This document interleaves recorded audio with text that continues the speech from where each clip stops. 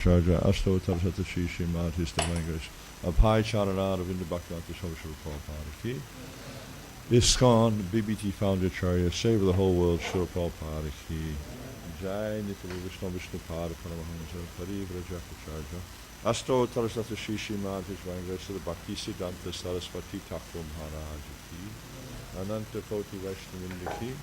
Nama Charja Shiragasthakur Ki. Premzika Ho Shri Krishna Chaitanya. Prabhu Nityananda Sri Advaita Gadadhar Shiva Sari Gaura Bhakti Vrinda Ki.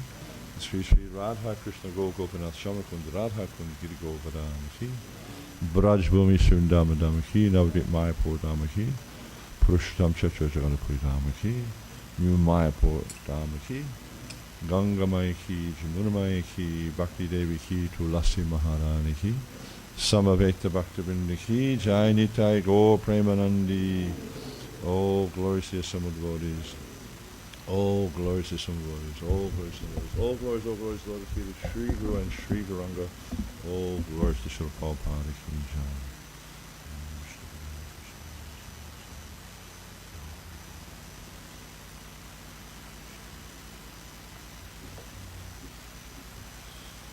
Om Namo Bhagavate Vasudevaya. Om Namo Bhagavate Vasudevaya. Om Namo Bhagavate Vasudevaya.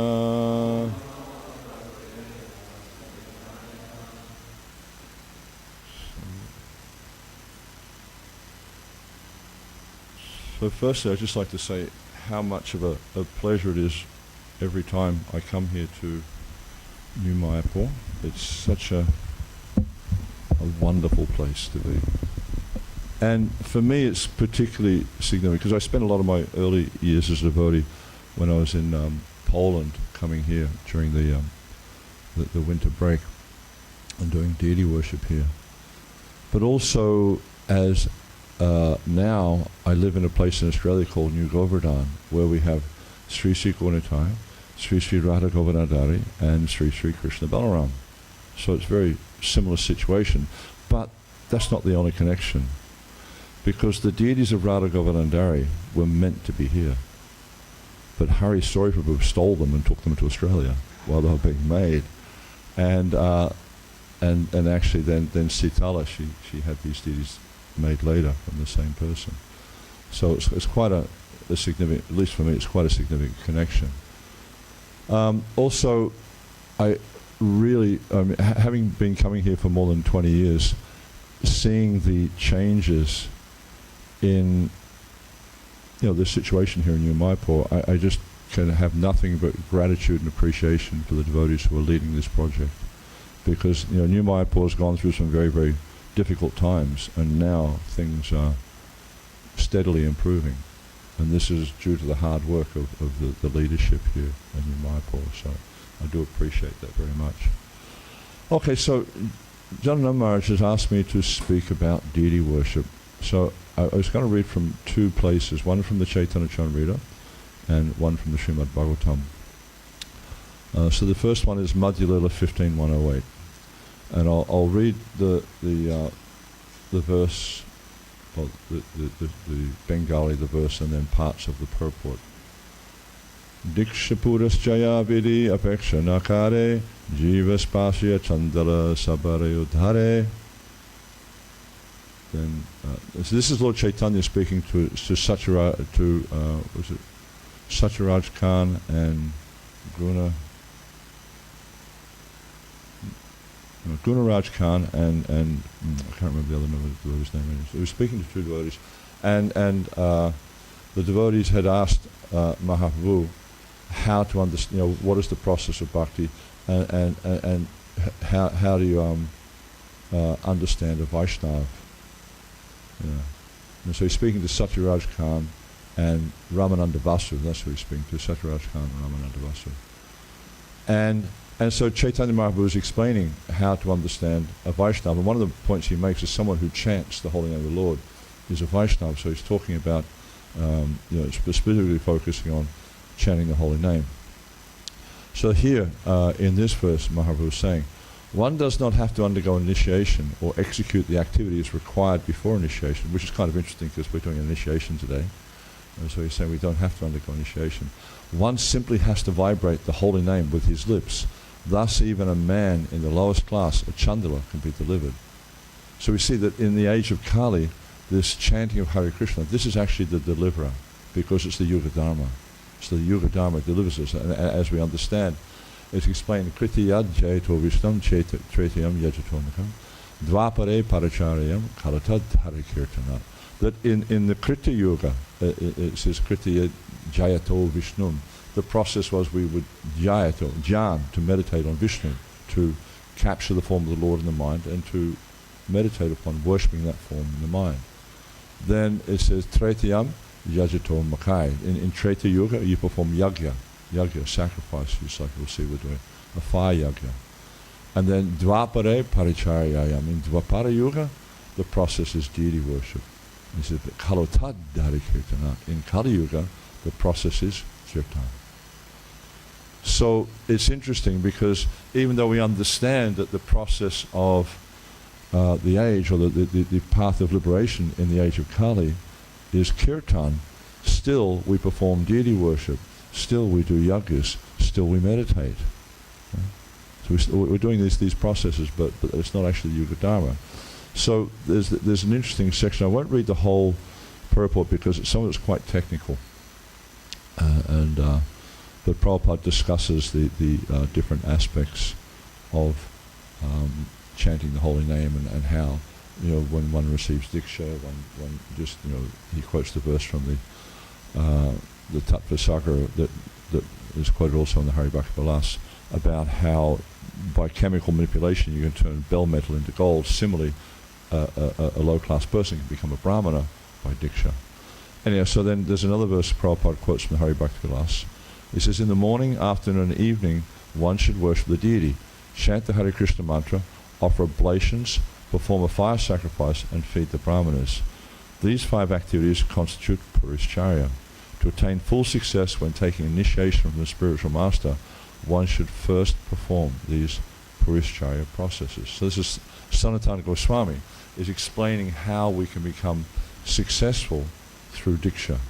Is we worship the deity, we chant the Hare Krishna Maha Mantra, we perform fire sacrifices, and we feed the brahmanas. Very, very important processes. Then later in the same purport, Srila Prabhupada, he quotes from Jiva Goswami, from his Bhakti Sandarbha. And this is 283, 284. Bhakti Sandarbha, there's a lot of discussions about deity worship. It's quite an interesting Sandarbha. And I won't read the Sanskrit because it's quite long. But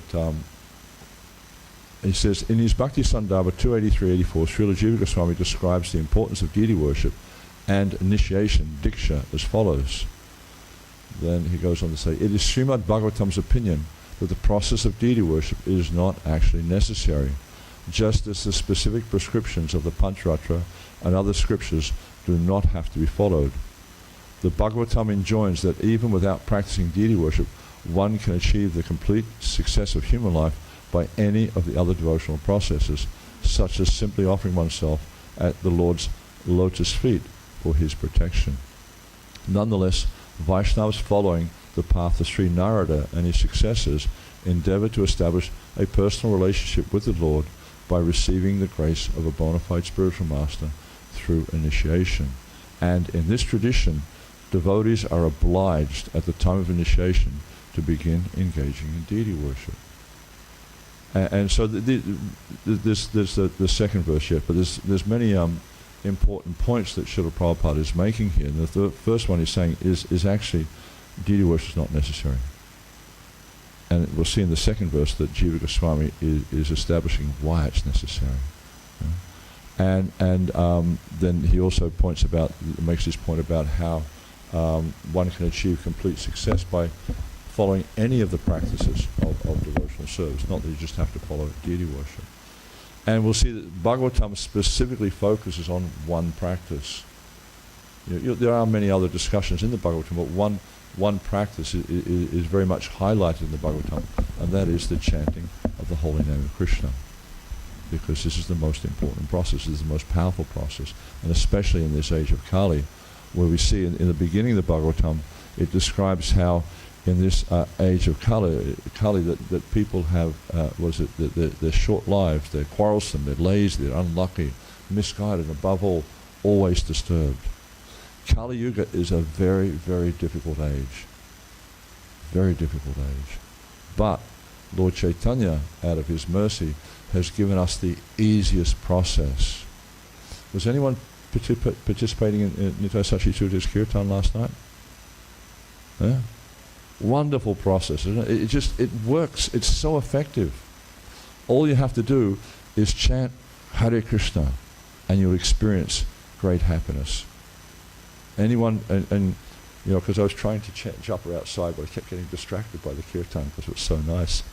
And but you could see, you know, all the devotees were so happy, and that they were getting so much, you know, pleasure from chanting the holy name. And that's all we need to do in this age. But the thing is, we need to have faith that the holy name is directly Krishna. And the problem is because our conditioned hearts, we don't have that faith. So this is where the process of deity worship comes in. It helps us to cleanse the heart. And also, Prabhupada's pointing here, or Jiva Goswami is stating here, that that Vaishnavas following the path of Sri Narada and his successors endeavor to establish a personal relationship with the Lord by receiving the grace of the spiritual master. So the point is, with deity worship, is we're actively trying to cultivate a relationship with Krishna.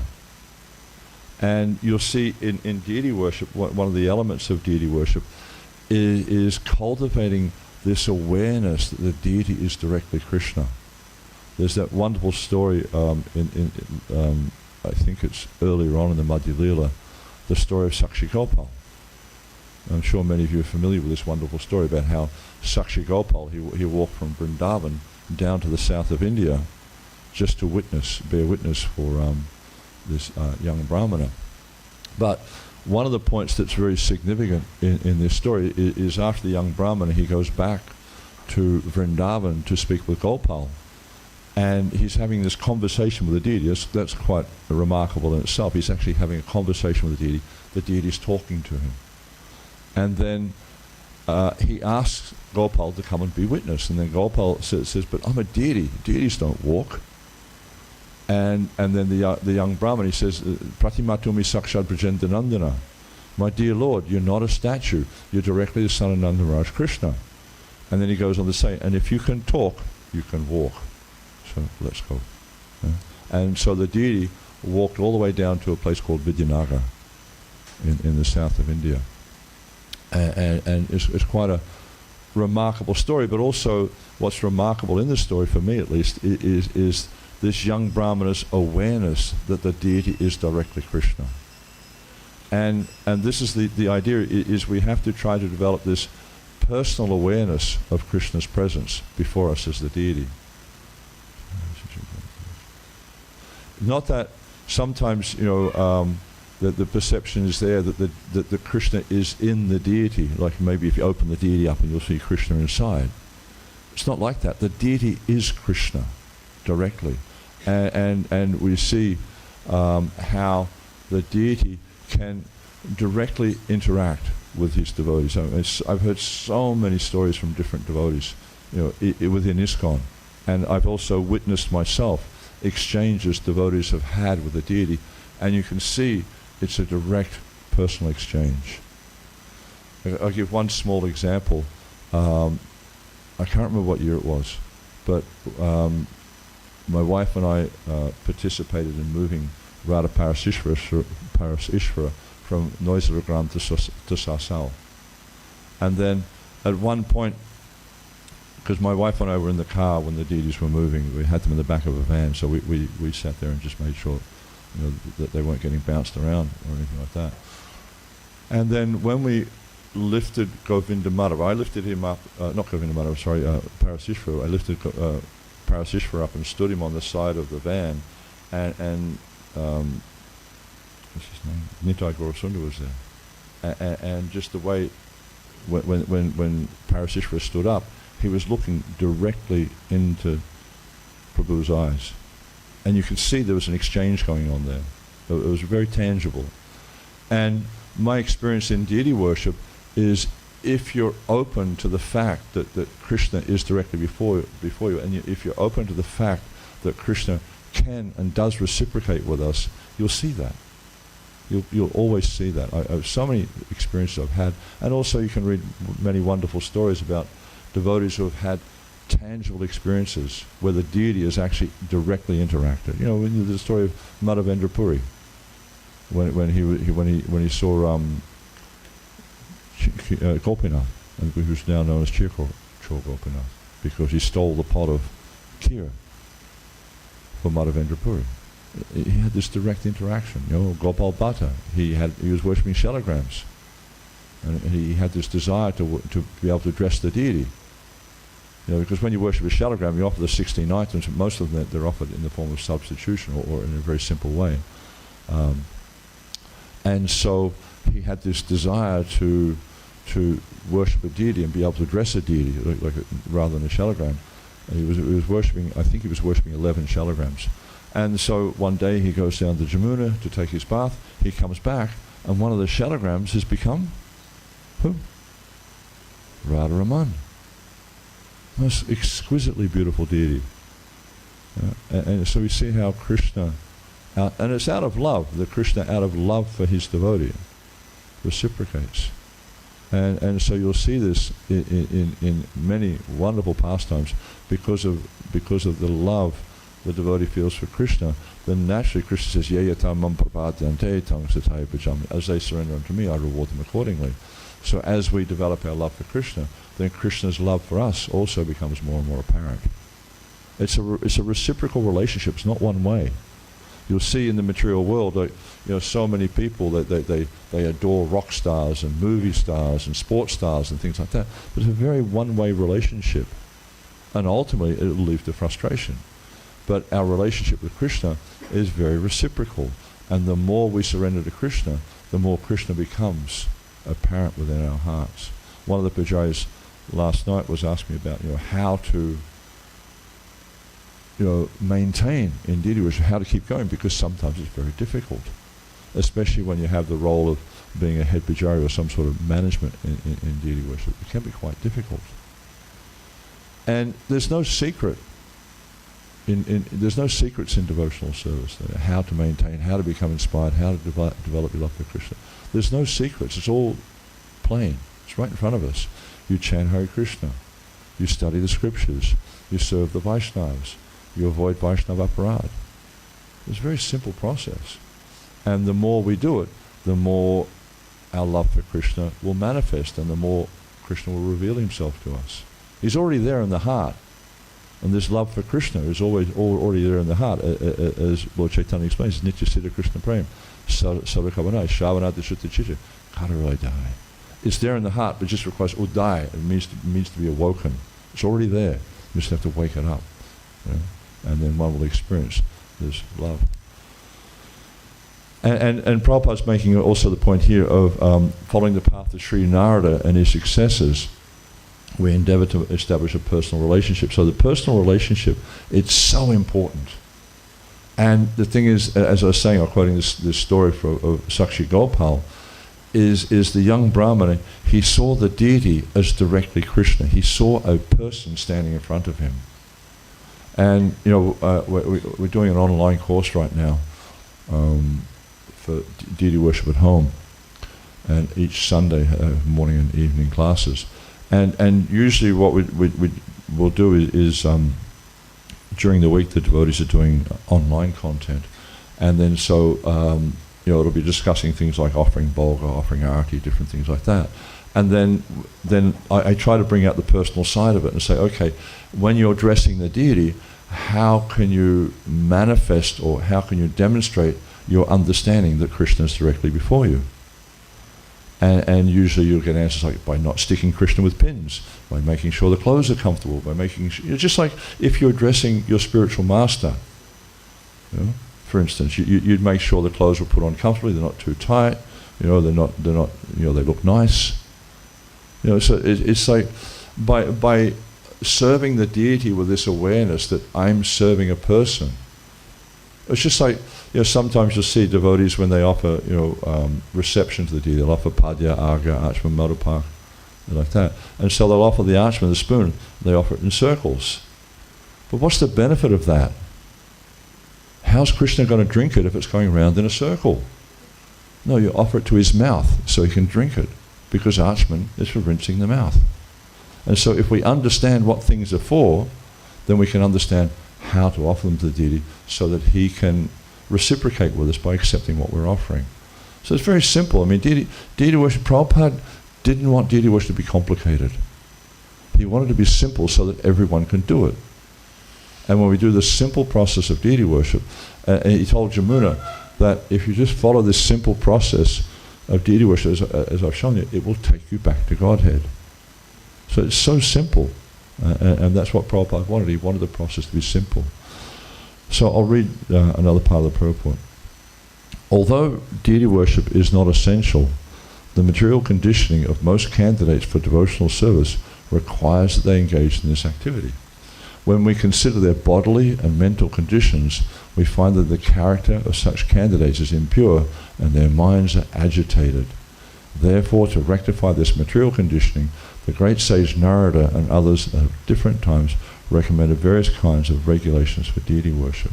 So this is to me, quite a significant statement, because keeping in mind, Jiva Goswami wrote the Bhakti Sandarbha approximately 500 years ago. And he's saying here, that although deity worship is not essential, the material conditioning of most candidates for devotional service requires they engage in this activity. When we consider their bodily and mental conditions, we find the character of such candidates is impure and their minds are agitated. He's saying this 500 years ago. How much more relevant is that now? There was no social media 500 years ago. It's like people lived in Vrindavan, people lived a very simple agrarian lifestyle. But he's saying, when the people that are coming to me for initiation, their minds are agitated, they're impure. And he's saying, therefore, this is actually essential, this activity. And so it's so much more the case now that people's minds are very, very agitated, they're disturbed. It's just spend time in any big city. We're very fortunate here. Also where I live in Australia, it's rural. In the countryside, we're very fortunate here. And this is literally the meaning of ashram. Ashram means shelter. So by living here in this ashram, we are sheltered from the effects of the material nature to a large extent. Of course, we still have the effects going on internally in our body, but we don't have so much the effect of what's going on outside. And so we're very fortunate. But you'll see that most people in this day and age, they're very, very disturbed, they're agitated. And it's very difficult for a lot of people. When I was coming here, I flew from Sydney to Doha, then Doha to London in a quarter train here. But when we were in Doha, checking in for the flight, there was a lady there, and she had left her watch at the security, where you have to go through all the x-ray stuff. And she was so disturbed. It seemed like it was quite an expensive watch. She was saying, it cost me thousands of dollars, and she was so disturbed by this, She was distraught. And so, you see that people are distraught in this day and age. They're very, the whole influence of material nature. Prabhupada would often say the stringent laws of material nature. You have some karma coming up. It doesn't matter who you are, whether you're a young person, old person, beautiful person, not attractive person. It doesn't matter. The laws of nature will act. And they're very, very brutal. And we see that, sometimes it's very, very brutal. So Jiva Goswami is making this point that why, even though deity worship is not the process for this age, why the chanting of Hare Krishna is the process for this age, still deity worship is essential, because in order to chant the holy name purely, your mind needs to be steady, your senses need to be purified. Deity worship provides us with that facility. And then I think there's a statement in one of the previous purports which I thought was also quite interesting, where Prabhupada explains, this is Srila Jiva Goswami therefore instructs that other processes such as Archan, Vandana, Dasya and Sakya should be executed, but they must be preceded and followed by kirtan, the chanting of the holy name. We have therefore introduced this system in all of our centers. Archan, arti, bog offering, deity dressing, and decorations are all preceded and followed by the chanting of the holy name of the Lord. Hare Krishna, Krishna Krishna, Hare Hare. Hare Rama, Rama Rama, Hare Hare. So Srila Prabhupada, in this one statement, in this one sentence here, is summary. It was actually two sentences. Is summing up the whole process. We have our temple life. We engage in archan, arti, bog offering, deity dressing, decoration, but also it all must be done in conjunction with the holy name. And by doing this process, our hearts will become pure, and this way we'll be able to very easily awaken our love of Krishna and go back to Godhead. So even though sometimes we might think that deity worship is not so important, we can see clearly from the instructions of our acharyas that it's actually a very, very important part of our process. And there's another verse in the 14th chapter of the 7th canto, I think it's verse 39, where it's explaining how when Narad Muni and the other great sages, he saw the condition of people in the material world, they introduced deity worship. And then Srila Prabhupada explains in the purport how by practicing deity worship, people actually develop human qualities. Because we see in this age, most people live like animals. If you look at, especially you look at, it's in the same chapter, in the 14th chapter of the Bhagavad, the 7th canto, Narad Muni talks about 30 qualities of human life. And if you look at those 30 qualities, you'll find that many of them were lacking. And one of the important qualities he mentions is cleanliness. And so, when you travel around, you'll see that when you go to different places, you'll see that things are not clean at all in this material world. And these are some of the things we learn through the process of deity worship. We learn how to be clean, we learn how to respect superiors, we learn how to serve. We really learn how to take on this mood of a servant. And so deity worship is very important for us in many, many different elements. Okay, so I'll finish there. Are there any questions at all?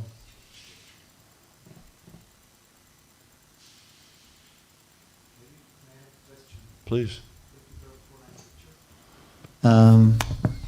We are now talking about deity worship, and I have a question because I heard a story like Srila Prabhupada said that if we are not able to go like every day for some hours to Harinam, then like he said somewhere like you don't need to have the temple or the deities if you are not able to go outside to do Harinam. So maybe it's some question like that if you can evaluate a little bit. See, the goal of our life is to become attracted to Krishna. Prabhupada would often say that, and sometimes he'd say it in a very, very impassioned way, is somehow or other we have to become attracted to Krishna. So by chanting the holy name, we become attracted to Krishna. By worshipping the deity, we become attracted to Krishna. So whatever it is you do in life, you have to become attracted to Krishna. Otherwise, your life is not successful. So if you can't go on Harinam, if you can't come to the temple, then have an altar at home. But everyone should have some type of altar at home, even if it's a picture altar. Because the pictures, as we see it's described in the 27th chapter, the 11th canto, pictures or paintings are one of the 8 forms of the Lord. So somehow or other, you have to become attracted to Krishna. Yeah? Whatever works, just do it. Yeah. Like the Nike ad says, just do it. Yeah. Thank you for wanting to pass on back. Devotees can, thank you, can kind of confronting, isn't it, when they stick a yes. microphone in front of you? Be quite elaborate in the deity worship, and some devotees can go a little bit overboard. Maybe you can explain about striking a balance, because Prabhupada said to do deity worship, there has to be a degree of common sense and simplicity. Yeah. Srila Prabhupada explained to Giriraj Maharaj that deity worship is not the process for this age. And if we get too caught up in all the rituals of deity worship, we'll forget the Yuga Dharma. And I've seen this. You know, I used to know this devotee many years ago, and at one point he said to me, he says, you know, I don't chant japa anymore, I just deity worship, that's my sadhana.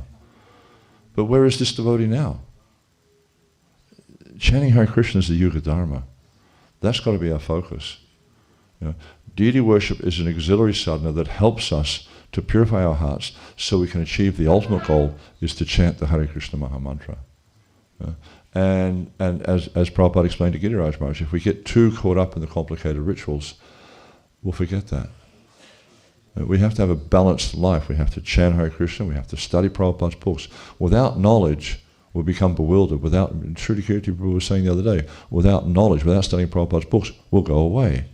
And I've seen, in my years in devotional service, I've seen so many devotees, they don't associate, they don't study Prabhupada's books, they go away. Because they start to find fault. They start to look at all the shortcomings in the process of, you know, if you look at the process of devotional service, there's so many contradictions in it. But if you study the scriptures, you'll understand that okay, there's going to be contradictions, but they don't really matter that much. Because there's so many different ways of understanding how to practice devotional service. There's so many different ways of doing it. And it's going to be different for each individual, and we all have to find our path, if you like, in devotional service. Obviously, it's got to be centered around the chanting of Hare Krishna, associating with the Vaishnavas and stuff. But you know, just like you do your service, I do my service. There's difference, and we're going to find, you know, differences in that. And I think rather than like pointing fault or pointing out these differences, we embrace the differences, because I think this is one of the things that makes ISKCON so wonderful, is the variety of devotees from all around the world. And you know, you can go, you know, I mean, like here, I mean, how many countries are represented in this room? You know? And you go to Mayapur festival time, you know, I mean, I've got friends from every country in the world. And yes, they're very different to me. And if it wasn't for the process of bhakti, I probably would have had nothing to do with these devotees, but they're very dear to me also. So, you know, I think keep the deity worship simple, be clean, be punctual, offer beautiful dresses, as you see. The dress the day before yesterday was just like, wow, it was so beautiful. You know? Offer nice bhoga. Krishna should, you know, the food we offer to Krishna should be very, very opulent. The food we eat should be very succulent. If we eat deity Mahaprasad every day, almost guaranteed you'll get sick. If that's what, you know, you're just living it all the time, because it's quite opulent. It's very hard to digest. And also offer beautiful fragrances, flowers and scents and things like that. These are the 5 things that Prabhupada emphasized. I haven't come across anywhere, and I'm sure Shruti Kirti can validate this, where Prabhupada emphasized ritual. You just won't see that, because it wasn't as important for him as treating the deity as a person, and as these 5 things, you know, the cleanliness, the punctuality, and just everything should be very, very gorgeous. Everything first class, Prabhupada would say all the time. That's all you need to do. You don't need to worry about elaborate rituals. It's not going to awaken your love of Godhead as much as following the basic process that Prabhupada gave us. And that's why it's so important that we understand the instructions of our founder Acharya and we apply them in our lives, because this will awaken our love for Godhead. Yeah? Thank you. Yes, over the back here. I think they're going to give you a microphone so I can hear you.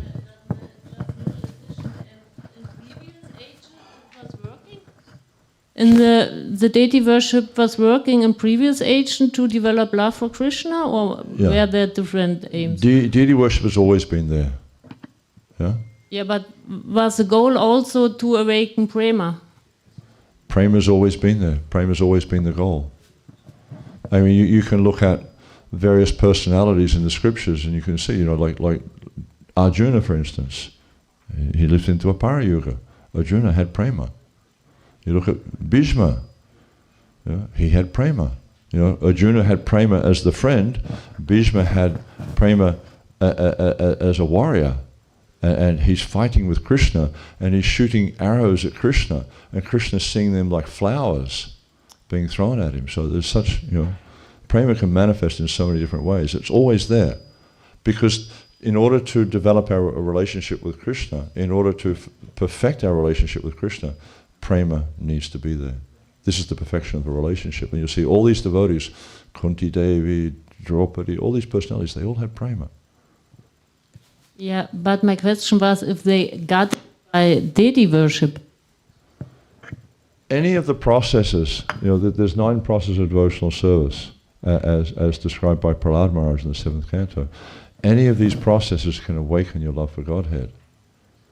Any of the 9 processes can do it. What is it? Shravanam, Kirtanam, Vishnu Smaranam, Padasevanam, Ancharam, Vandanam, Dashyam, Sakyam, Atmanivedanam. And in the Nectar of Devotion, Rupa Goswami describes these 9 processes and the devotees who perfected themselves through these 9 processes. And you'll see these are throughout all the ages, and some of them are going back millions of years. These devotees who perfected themselves achieved prema through this process. But in this age, the particular way of achieving perfection, or the most effective way of achieving perfection, as Lord Chaitanya says, Nastyeva, Nastyeva, Nastyeva, Katiranyata, is the chanting of the Hare Krishna Mahamantra. But then Prabhupada does also explain in a letter to, I think it might have been Himavati, that if you perfect yourself through the process of deity worship, this is called Achan Siddhi, and if you achieve Achan Siddhi, at the end of this life, you go directly back to the spiritual world. And Janani Prabhu in Mayapur explained this, his realization of this, and I very much agree with this, is that because the deity, that there's 5 forms of the Lord. There's the para, the vyuha, the vaibhav, the vilas, and the archa. So the archa is one of the 5 potent forms of Krishna. Yeah? So when you're engaged in serving the deity and you perfect yourself in that service, you're directly engaged in Krishna's pastimes. And you'll see there's so many devotees who have achieved Achan Siddhi. There's many stories in the scriptures, Gauridas Pandit and so many devotees like that, Raghunandan Thakur, where they're actually having direct exchange with Krishna. They're participating in Krishna's pastimes. So then they go back to Godhead directly. But you can get that through any of the processes. It doesn't matter. They all work. And they all can, fully awaken your love for Godhead. It's just in this age, the chanting of Hare Krishna is the most powerful. Yeah? And that's why Lord Chaitanya was advocated it. Yeah. My question is regarding deity worship at home. For example, devotees who live far away, etc. So, did Srila Prabhupada, or where in the scriptures it's mentioned, the standard is quite different from temples, because everybody worship according to their means. For example, offering to Krishna whatever one cooks for oneself, for one's health. So sometimes it's not that opulent. Yeah. Things like that. And in punctuality, maybe it's not exactly. So what is the standard? Yeah. So I'm talking about offenses, actually. Yeah. There's you may have seen what was called the White Book. That was like the first formal deity worship book in ISKCON. It was called the Archanapadati. And in the foreword to that book, it was written by Prabhupada's sannyas guru, Bhakti Pragya Keshav Maharaj. He was Prabhupada's godbrother, but he also gave Prabhupada sannyas.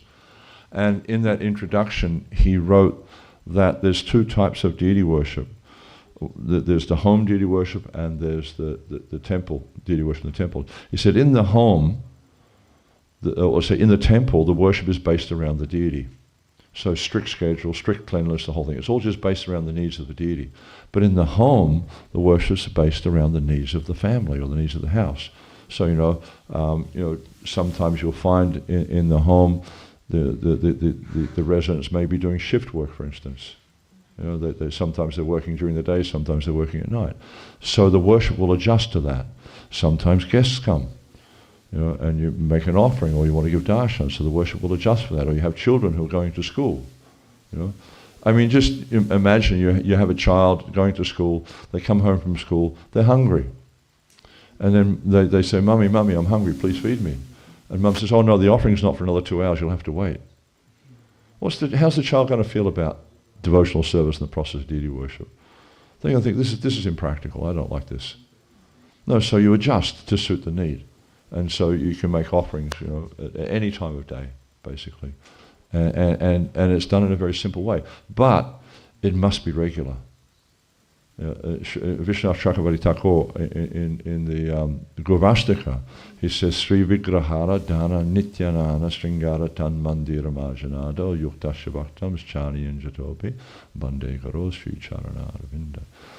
And Prabhupada explains this verse, and he particularly emphasizes this word nitya. He says, nitya means daily.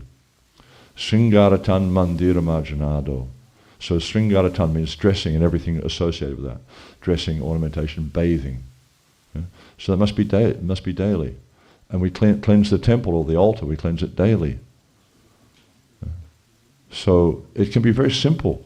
Bathing the deity, if you have a brass deity, can just be 3 conches of water. You don't have to get into elaborate deity worship. Keep it simple. Keep it to the point you can maintain every day. But if you don't do it every day, you're not going to get the benefit. Understand what our acharyas say about deity worship. Follow that. But you do it in a simple way. So you can do it in half an hour. You can just undress them, bathe them with a few conches of water, dry them, dress them. Simple. If you have more time, then you can get more elaborate. But keep it simple. Can you bathe them in front? Huh? Can you bathe them every day, but in front? Like, pour water because if they are very elaborately dressed with many jewels, it takes like 2 hours to dress. But do you get dressed do you take bath with your clothes on? Oh. No. See, the thing is, you're dealing with a person. Yeah? Treat him as a person. Undress him. Bathe him. Yeah? I mean, if you want to dress him elaborately once a week, fine. But you still have to bathe him, physically bathe him every day if he's brass. If he's made of wood or marble, then you don't have to worry about it because the water will damage him. But if you have brass deities, you need to bathe them every day. You can polish them once a week or once on a Kodasi. Prabhupada told the devotees in Melbourne they could do that with Gaurnitai at the temple there, because they're like this big, they're quite large. But you should physically bathe them every day, very simply. Yeah. But it must be regular. This wonderful, thank you very much, Kavaca Prabhu. Wonderful class. So many questions will be there. No doubt. We have to move on with the program. If I can just say one thing, Maharaj. If anyone has any other questions, idwm@iscon.org. Yeah? idwm@iscon.org. You'll get your answer within 48 hours. Yeah? Unless it's complicated, then it might take a little bit. No, it's Murli Manohar Prabhu. Now everyone's going on AI. No, Murli Manohar is a real person, real devotee. Yeah, he's a wonderful person too. Yeah. Okay? Hare Krishna, Srila Prabhupada ki, Samaveta Bhaktivinoda ki, Jai Nitai Gaur Premanandi. Not finished yet. The initiation ceremony is now to continue. Everyone's welcome to stay. Of course, if the stomach is rumbling and tumbling, you're fumbling, jumbling, whatever, tumbling, you obviously have to do the needful. But otherwise, please stay with us. Are you going to stay here? What do you want to do now? I'm going to give a little talk. Yeah, I'll come back. You got to be about 20 minutes, 25 minutes. So we can take this table away, if possible, please. And a few little adjustments. Please bear with me. Thank you so much. So if you want to make some last-minute adjustments over there. I don't know whether the devotees are. Rupanuga Prabhu, maybe you can be with Nrisimha Kavaca in case he needs anything. Maybe the asana needs to be raised a little bit, something underneath it, I don't know. Check it out and see. Hare Krishna. Jai Prabhupada. Needs a green bag over there, or whatever it is. Hare Krishna. Put it over there. The candidates for initiation should come to the front. Anyone who's, I don't know where Eric Prabhu, oh, here he is. Is someone going to look after your son, Eric? Who's going to look after him? Okay, Rasananda Prabhu. Is he okay? His wife is not here. We've got another mic, okay.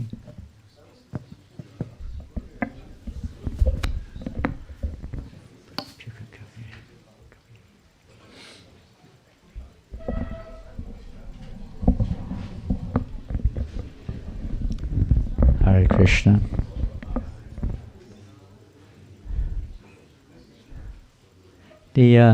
There'll be a few technical adjustments and a few complexities, no doubt, because of the circumstance. And we're here. The yajna is going to be over there. While sitting here,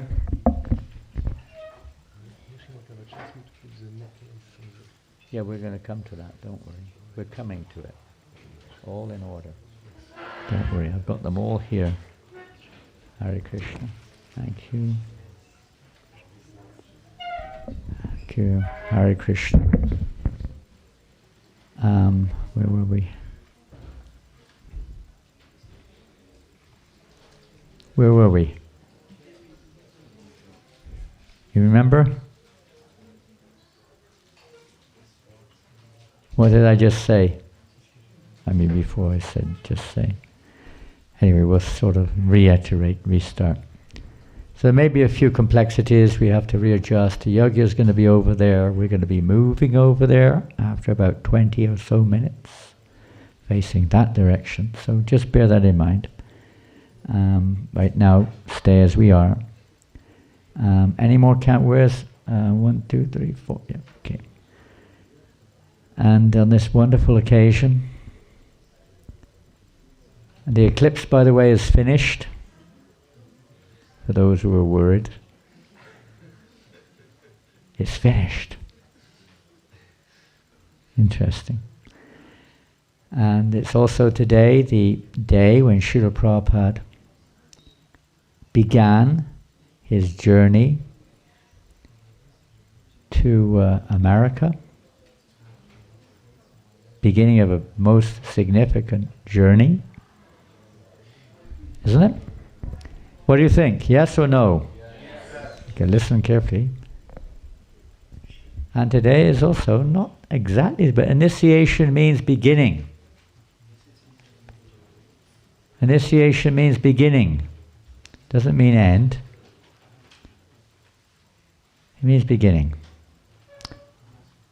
Certainly when we talk about Diksha, traditionally, we're referring to the Brahminical initiation. Srila Prabhupada put emphasis on both, but specifically on the, what we call, first Nam Diksha, first initiation. Second initiation is Mantra Diksha. We've heard the importance also of that aspect. But especially today is Nam Diksha. The name, initiation to the holy name. I hope you're already chanting. I hope the candidates are already chanting. You're chanting? Chanting? Chanting? Chanting? They're all chanting. So they've begun chanting, form of initiation. Official initiation, making that connection to the parampara is necessary. Making that official link at some point of time. Surrender.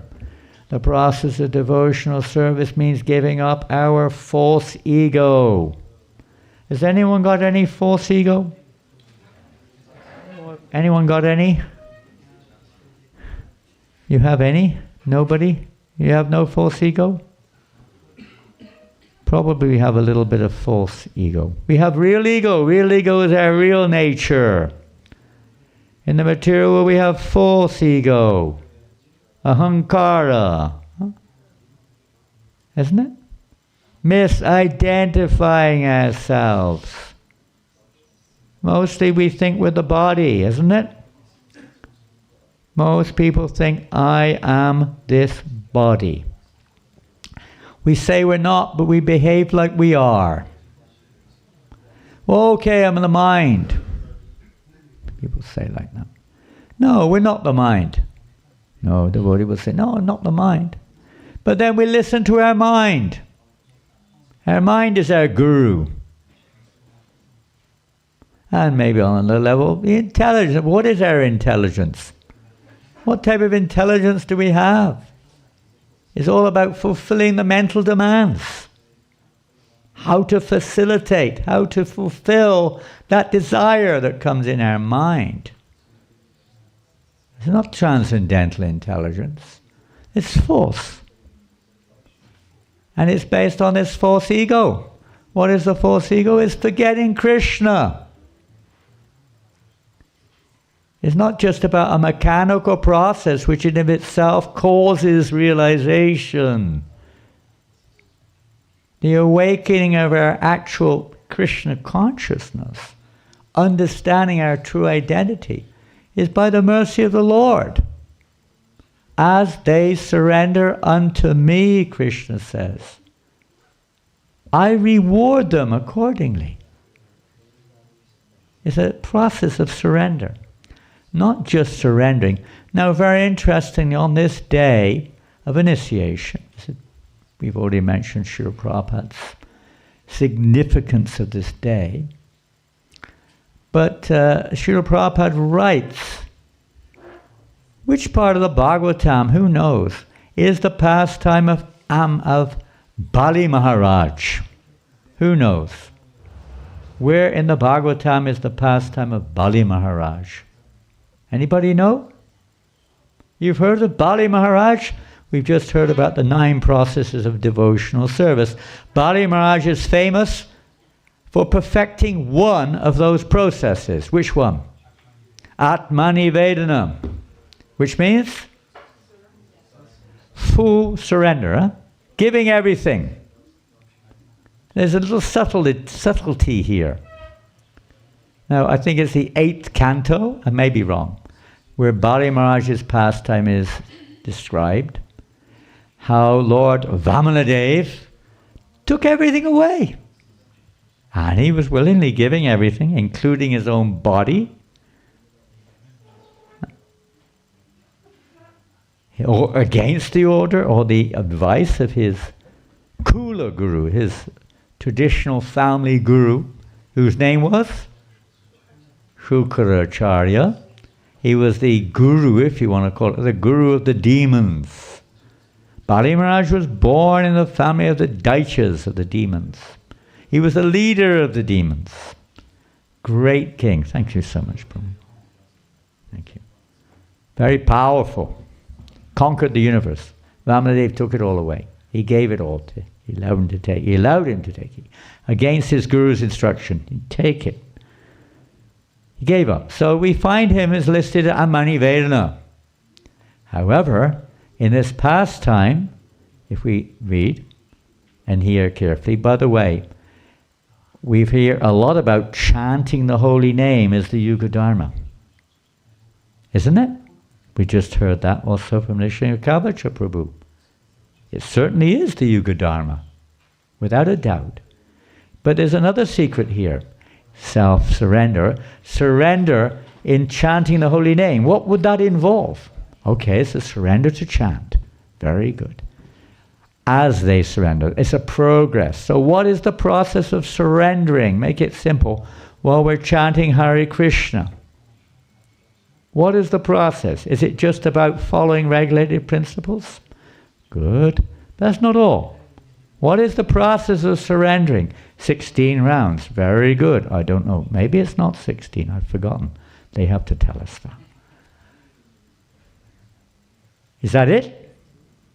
Finished? What's the actual secret? As we've just heard, the deity is Krishna. We have an opportunity for a personal relationship there. Really personal. The same with the holy name. Namachintamni Krishnas Chaitanya Rasa Vigraha. The name is Krishna. Binatvan Namanamino. Is Krishna himself.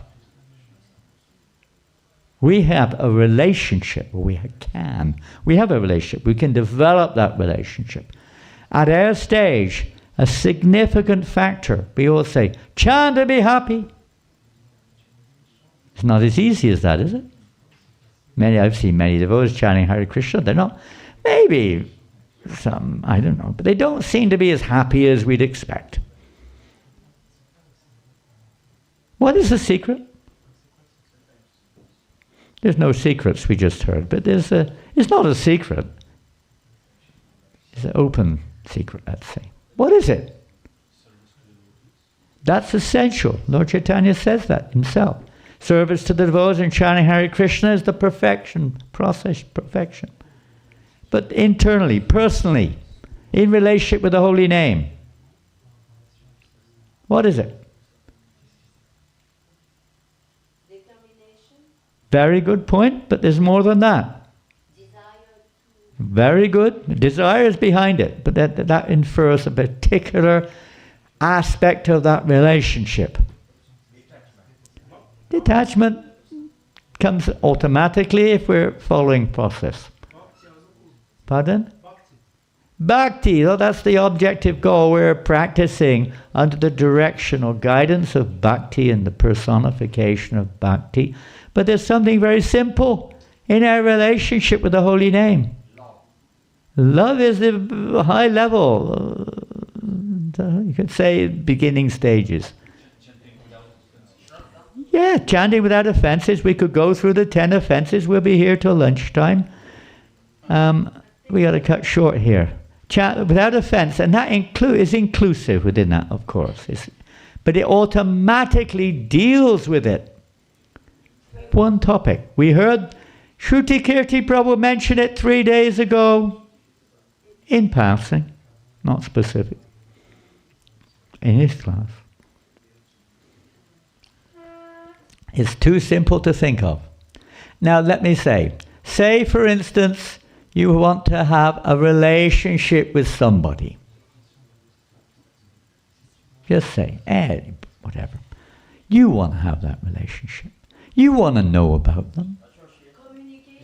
Communication. You're getting closer and closer. Huh? What'd you say? Listen. Hear them. And if the name is a person, Krishna says, if you don't hear me in Bhagavad Gita, you will be lost. The secret is simply hearing the sound.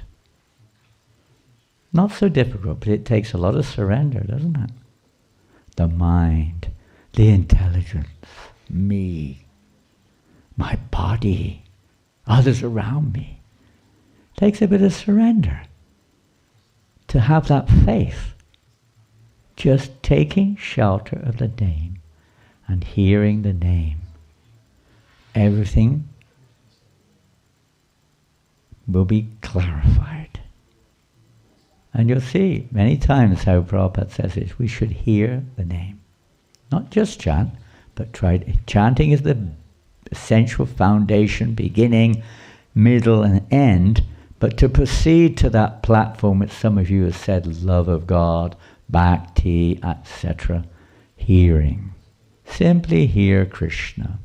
Everything becomes clear. So in the chanting, this is our main feature. Although 10 offenses are there, and hopefully you know what they are. Not going to go through them. But the 11th, 10th, 11th, sometimes it said, it is also an offense. Sometimes we hear this. It's also included within the 10 offenses sometimes. Inattention, which in the sense can be simplified by saying simply not hearing. Our attention is somewhere else. And we're listening to something else, thinking of something else, doing something else. To try to pay attention to Krishna If you have an important person coming to your home, when we say important, I'm talking materially speaking here. Say, for instance, we don't have many kings around these days, but the president of the country is coming to our home. We'll probably be quite attentive, probably, to facilitate their arrival, huh? Or like that. Remembering, simply remembering. So anyway, back to our point of Bali Maharaj, he was surrendering. In his case, he was surrendering his so-called possessions. Isn't it? He gave all of his so-called possessions, including his body. But it wasn't exactly he gave his mind and intellect. He was still maintaining something, which was, of course, this is all the plan of the Lord. It's not like he was a fool. He's a Majan, but it's an example being given. If we read in the Nectar of Devotion, quite interesting. Different categories are given there of devotional service and perfection in devotional service, etc. So the process of Atmanivedana is described. But there's another process, I've forgotten the Sanskrit word. Atmanivedana means surrendering everything. And there's another category, just pretty much in the same chapter, which said being a completely surrendered soul. Difference or no difference? We can see a fine difference there in terms of this pastime of Bali Maharaj. And Srila Prabhupada describes this. And he says, when this pastime is mentioned during a ceremony such as this, the ceremony will be successful. That's just a side note. That's why one of the reasons I'm mentioning. And the point is that Bali Maharaj had given everything. He did not consult his wife. This is the significant factor. Surrender, right? Great risk. So his wife, whose name was Vindhyavali, appeared on the scene. And she chastised her husband. He'd just given away all of her shoes, all of her saris, all the kitchen utensils, gone, finished. Nothing left. So she chastised him. But she didn't say, why are you giving all this away? You never talk to me. We say like that maybe. Or our mind says like that. No, she said, you are so proud, you think you have fulfilled your promise. You're still an agnostic fool, she said to him. You are an agnostic fool. You don't understand. You think you've given? You think you've fulfilled your promise? That means we still think we're a proprietor. We're a doer. We want to be known, famous, one who gives everything. You're a fool, she said to him. And Prabhupada personally says, in his talk on this, Vindhyavali was far more advanced than Bali Maharaj.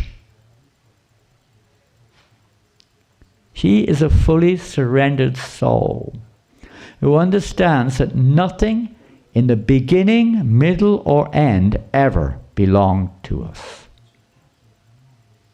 Whether it's our mind, our body, our intellect, our possessions, it all, she said, everything already belongs to him. Don't you understand?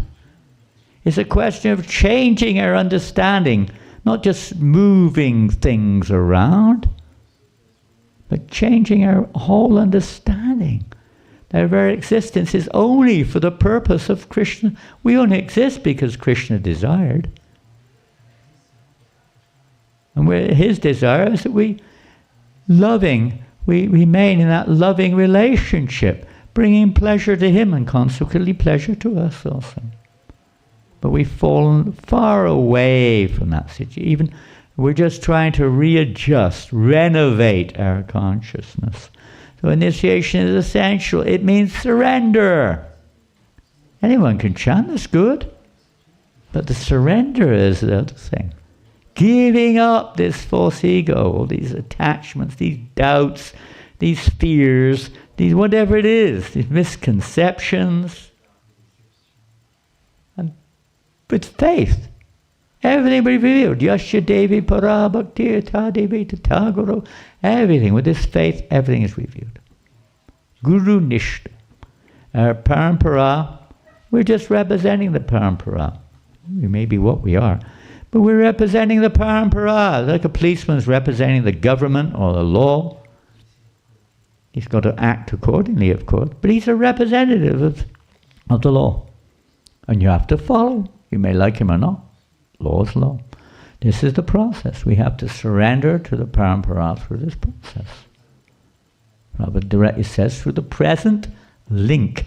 You have to take this step, surrendered step, sacrifice, giving up our false ego, step by step. It's not the end, but this should be our internal desire, commitment, dedication, whatever. So there's a little bit just behind the scenes. Now, an interesting feature related to dear Nrisimha Kavaca Prabhu's presentation, beautiful presentation.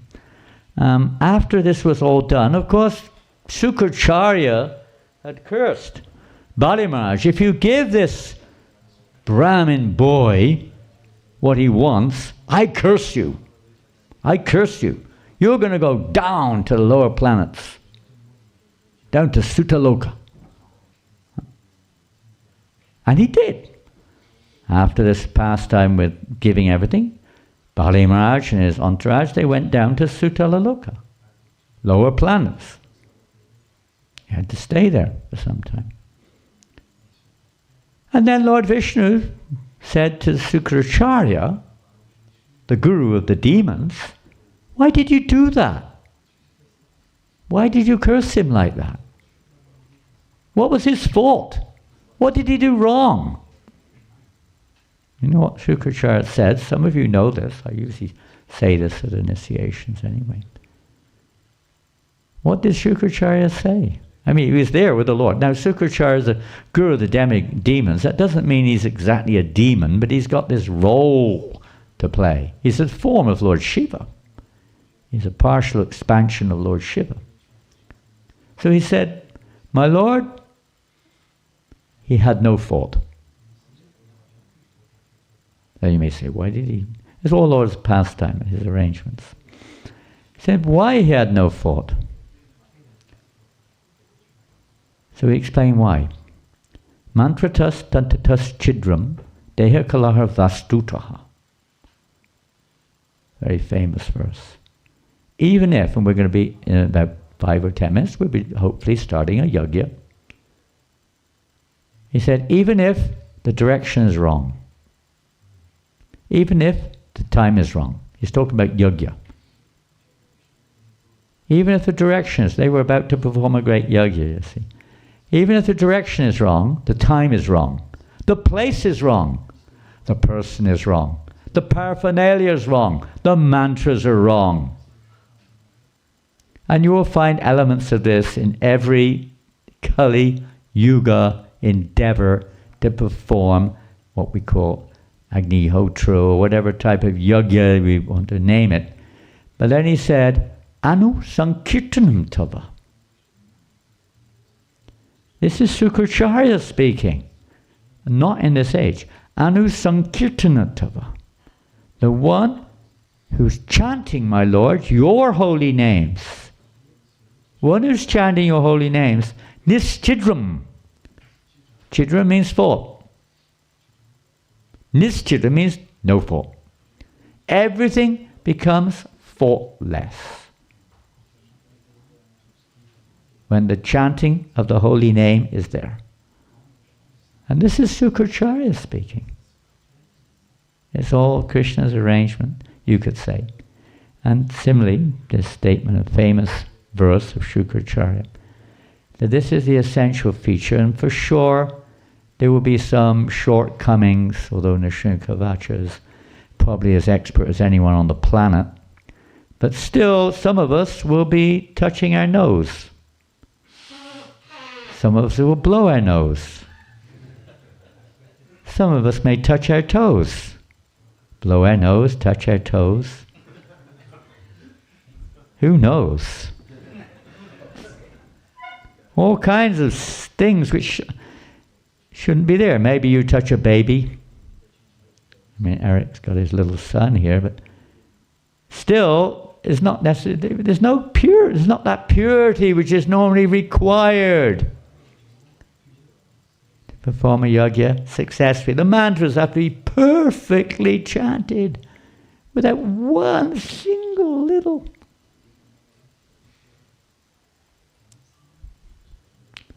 Oh, here we are chanting the mantras.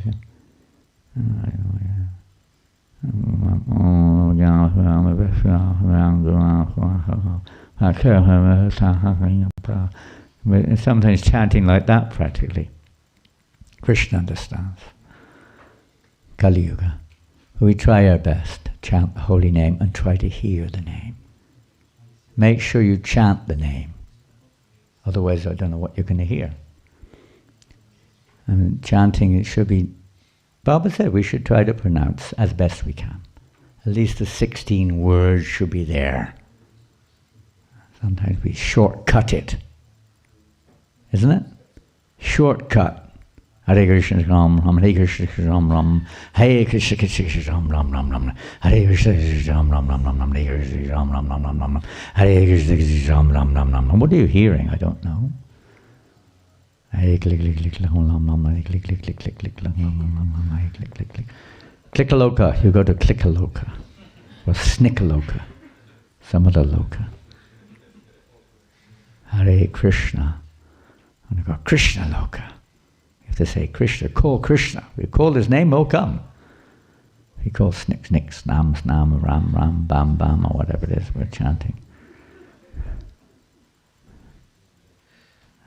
It'll take a little while, you know. Try as best we can. Prabhupada said, don't worry so much about the speed in chanting. That will come later. Try to hear each word. Got it? You understand? And we should make a sound. Prabhupada sometimes devotees are manasika japa.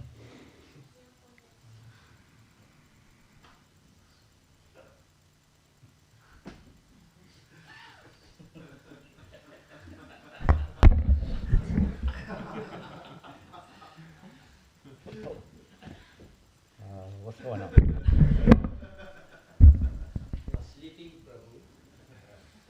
I'm sleeping. You got it. You're right on the ball. You caught me. You caught me in the act. I'm not sleeping. I'm meditating. I'm in samadhi. Oh, sorry, Prabhu. Don't dare do that again. Sometimes we're very offended when somebody tries, you're almost scared to point it out. You know, you can have a...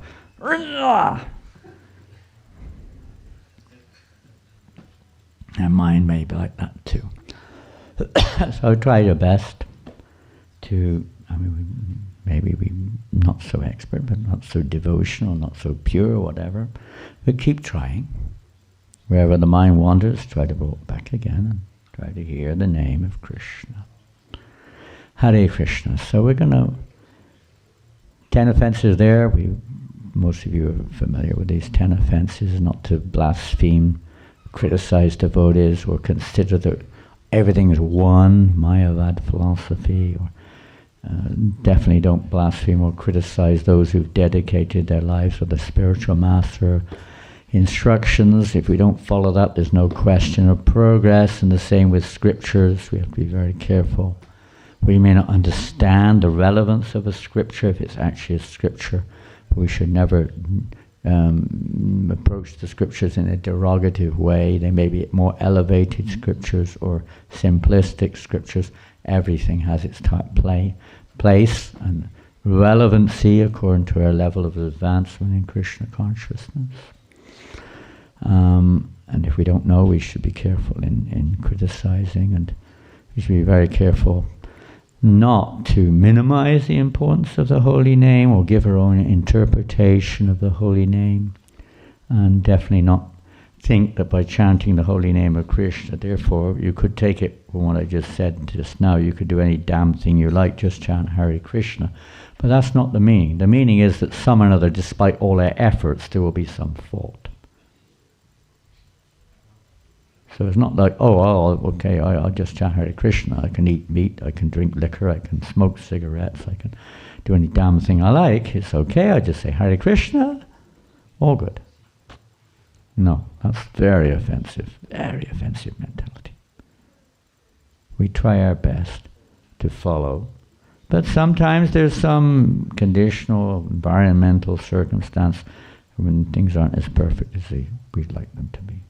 We should definitely not purposefully engage in these activities. We should be praying, please help, my Lord, please help me not to act in a way which is displeasing to you. And we should preach vehemently to everyone, but not the glories of the holy name, but try to preach in the sense of inspiring everyone to take up devotional service. And maintaining material attachments even after hearing so much about this. I don't know about understanding. I always wonder about if you really understand, then probably you wouldn't maintain material attachments. But we certainly hear a lot about it, but we still maintain gross and subtle material attachments. And we've already mentioned inattention. If we really want to attain perfection, but as I said in the very beginning, simply try to hear Krishna's name. Simple. So now, we're in a little bit of not a quandary, but in a little bit of a space, let's say, challenge here. We're here, the yoga's over there, the beads are here, the achaman cups are over there. I don't know if there are any garlands at this point of time, I have no idea. Somewhere or another, the garlands are coming. So we have a little bit of logistic decisions to make here. We can do the achaman now, or we can from here, but then they're going to come here and get their beads, and they're going to offer obeisances there at the altar and here, and then they're going to give the name. Some logistics are there. What do we suggest? I mean, pardon? They can do ashram when they come over here. After receiving their beads? Well, I mean, ideally before, but the ashram. Practical. When I received my beads, we did not do achaman at all. There were no achaman cups. There were nothing. There were no bead bags were unheard of. Tulsi beads were unheard of. Kurtas, the chuddas were almost non-existent. It was time, place, and circumstance.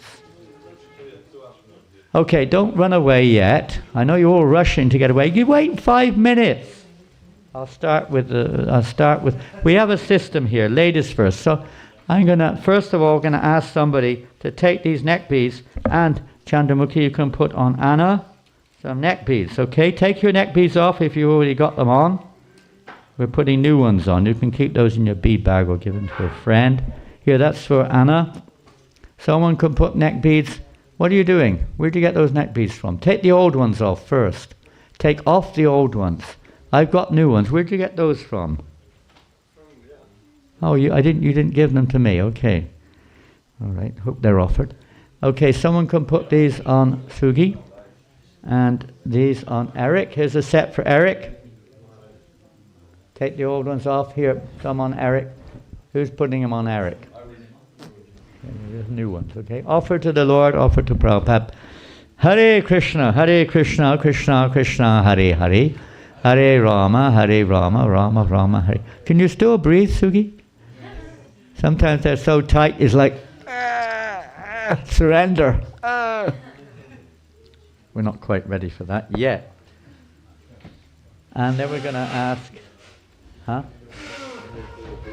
Yeah. Just there. Yeah, they can do this, I suppose. He's going to demonstrate. Come on, demonstrate how we do it. Okay. Full Dandavats. Ladies, you do partial. You don't do full. No, gentlemen do full. So the beads are all on. I'm going to ask you, all of you now, all together, please, all four of you, make a space in front of Prabhupada, Vyasa-san, please. so they can pay their obeisances there. Don't run away, just move back and give them a few meter or two there. So quickly, as quick as you can, but make obeisances and offer your pranams in front of Prabhupada, then go to the deities, and then come here, okay? Got it? Off you go. Hare Krishna, Krishna Krishna, Hare Hare, Hare Rama, Rama Rama, Hare Hare. You can do it the same, 2 or 3 at the same time. Speed it up a little bit. Now, of these devotees who are entering in, making this connection, entering Srila Prabhupada's family, ISKCON, and taking this commitment to be ambassadors, representatives of Srila Prabhupada, both by their efforts, by their example, and by their actual sharing of Krishna consciousness, will be assisting Prabhupada in spreading Krishna consciousness all over the world, wherever they are. 2 of the candidates, this is Anna here, and one of the Indian devotees, name is Sugi. They're both from Zurich, in Switzerland.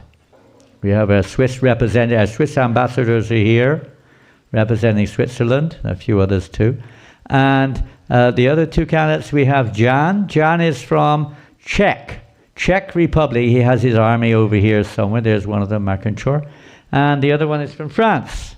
Back to Eric. And Eric is, many of the devotees here know, where are they gone, I don't know, but they know him very well. So please resume your seating positions, and then we'll continue from there. And I'll call up one by one now the candidates. We're going to call Anna first, since her dear friends have to hit the road pretty quick. They've got to get to the railway station. So we're ladies first. Is that okay, Anna? You don't mind being first? Okay. So we're going to ask Anna now to come and offer her obeisances here. I'll just sit more appropriately. Just let me readjust slightly. Now, Anna has been practicing Krishna consciousness for many years, and she's been... Someone pinched all the beads. We don't have any beads, I'm afraid. Oh, here they are. I know someone hijacked the whole ceremony there. They nicked the beads at the last moment. So Anna has been coming regularly to France. Chandramukhi is her close friend here in Paris, of course. She does a lot of service in the Zurich temple, correct? And a very sweet personality, and very humble, and very kind, and very loving devotee, and very sincere. So, should we go forward? Do you know what the 4 regulated principles are? No meat eating, no gambling, no intoxication, and no illicit sex. Very nice. And how many rounds a day? 16 rounds minimum. 16 rounds minimum. Very good. Prabhupada didn't usually say that. There is occasion when he did say minimum, actually. But generally he didn't. Because the devotees had no time to chant more than 16 rounds.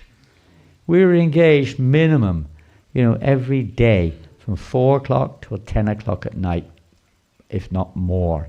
There was no time to think about chanting extra rounds. Nowadays we have a bit more time, probably. So, yes, minimum 16 rounds. And let's see which... That's not your one. We have some very unique beads coming out of this bag. Magic bag here. Here they come, one by one. Okay, this is a good one.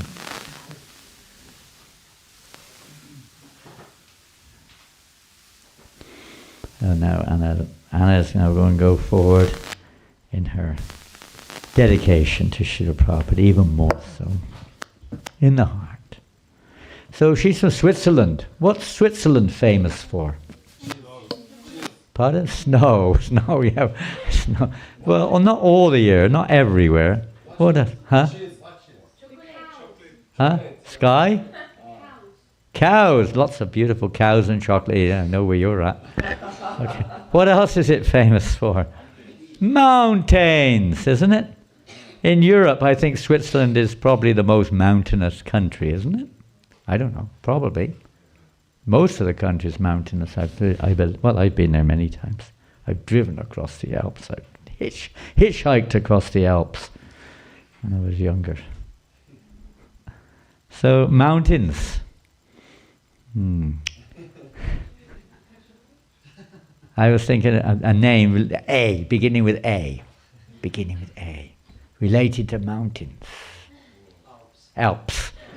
Alpine. No, not Alpine. Alpine, Davy Dassey. No, that's not a good name. Sounds good. I don't think it's a Sanskrit word. Someone can look it up. But there's one beautiful mountain, famous mountain. Perhaps the most, Mount Mont Blanc. Get back to, that's France. That's our France anyway. France, Italy. Matter. Go back to where you came from. Quiet. So keep your mouth shut. Hare Krishna. On behalf of Srila Prabhupada, our disciplic succession, I'm privileged to give you this opportunity to connect to our parampara and take this responsibility. Your name is Anna Purna Devi Dasi.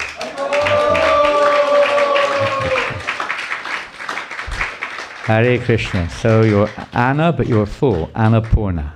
Now you're complete. Anna Purna. Haribo Annapurna. Beautiful name of the most beautiful mountain on the whole planet.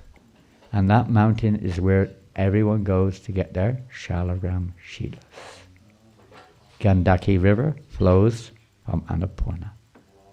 Where Shalagram is found. It's a very special mountain. Next, so is that okay? You okay with that name? You can still call her Anna. Anna Purna. But please call her Anna Purna from now on, because that becomes more spiritual. We don't want to just call her rice or rice. Anna is rice.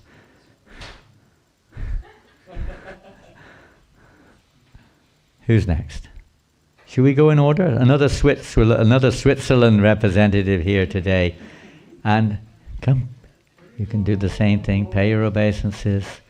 Oh, by the way, the candidates will be expected to give, it's just traditional. Prabhupada said it must be there, it's completing the yajna, the self-sacrifice, the surrender. They're meant to give some dakshin, and they may be going around and, asking you for some dakshin on behalf of our spiritual disciplic succession represented by this, whatever I am. That is traditional. So, Hare Krishna. Thank you. So, Sugi is also from Switzerland, and he's been part of that congregation. Is he a good boy? Is he okay? Pardon? Very good boy and nice kirtan. They say you're a good boy, you're a nice kirtaniya. Now we have to make kirtan our life and soul. It doesn't just mean we do it all the time. That's fantastic. But we have to look at the quality in our kirtan too, in the heart. We're not just doing it to show. We're not doing it just to have a good time. Kirtan ultimately means glorification of the Lord, glorification of Krishna. Always in this mood of humility. Humility is the secret of our, you could say, our attitude in devotional service. It's all related. All of this is related. This humble mood of offering ourselves to Krishna, offering the kirtan for the pleasure of the Lord. Please remain always humble. Serve the Vaishnavas, cooperate as much as you can with other devotees all the time if we can, especially with those who are responsible positions. So Sugi, do you know what the 4 regulated principles are? No intoxication, no gambling, no illicit sex, and no meat eating. Good. And how many rounds a day? 16 rounds at least. Very good. So I thought of a nice name, which is, this was the beads you gave me, right? They're they're maybe nothing to do with the color, right?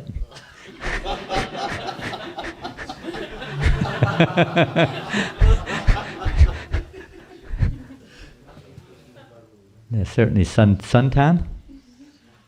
Must be in Switzerland, lots of sun in Switzerland. Yeah. Amazing beads. A beautiful name of one of my dearest godbrothers.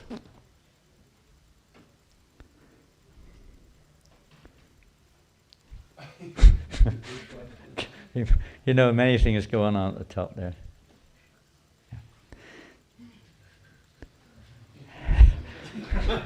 I have a lot of dear godbrothers. But a very dear godbrother, so dear that I remember Bibi Govinda Maharaj himself, Bibi Govinda, the famous Kirtaniya, said, because he knew him well, he said, if he had to take birth again, he would be very privileged to take birth in the family of this devotee. A very dear name to Prabhupada. Your name is Shama Lal Das.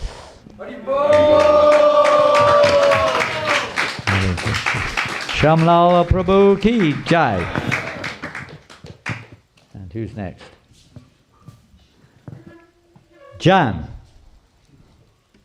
Jan is from Czech. Unfortunately, his wife could not be with us today. She's pregnant, expecting a child in the near future. So we decided it'd be safer for her to stay back home in Czech Republic. She's already initiated, and many of her family members are related to each other in various ways, devotees.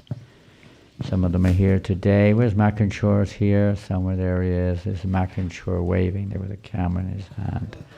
He's a cook. He owns a restaurant there in Sutavi, small town, 20,000 people. They have a restaurant there. They're getting 200 people a day coming to the restaurant. 20,000 people live in the town. Doesn't have to be a metropolis to have a restaurant. So, Jan Prabhu, oh, you shaved off. Oh, thank you very much. Oh, that's what we're here for. Oh, put that away quick before somebody notices it. That's what it's all about, isn't it? Yeah. Bring more, bring more.